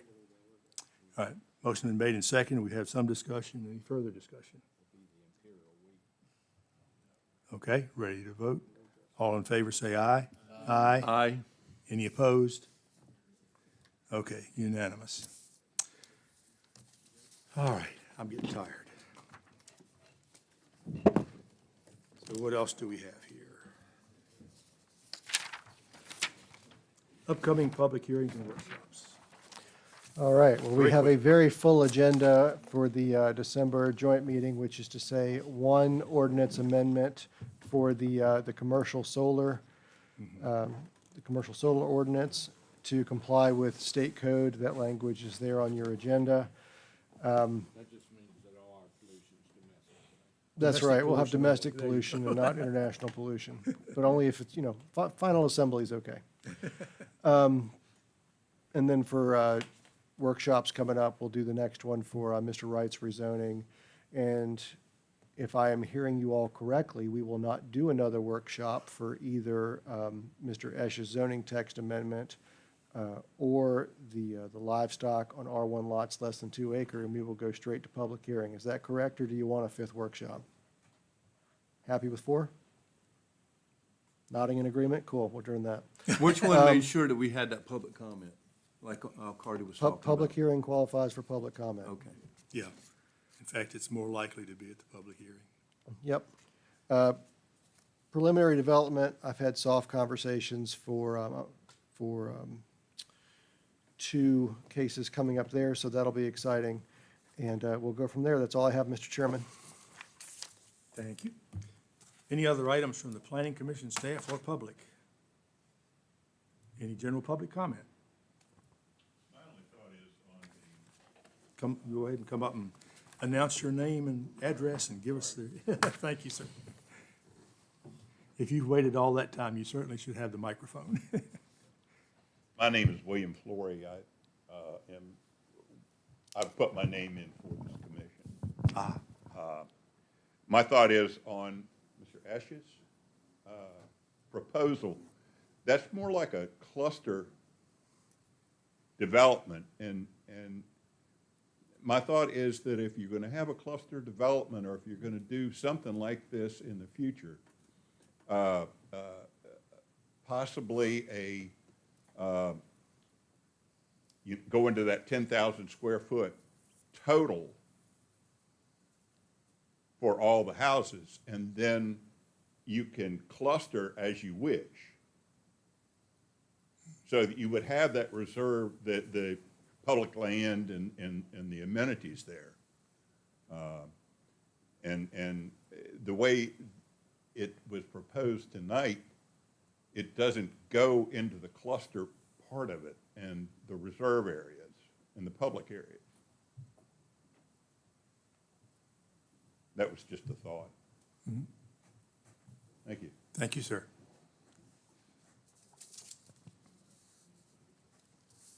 Any other public comment? Okay. That being the case, can we have a motion for adjournment? Second. Motion been made and seconded. All in favor, say aye. Aye. Any opposed? Thank you, gentlemen.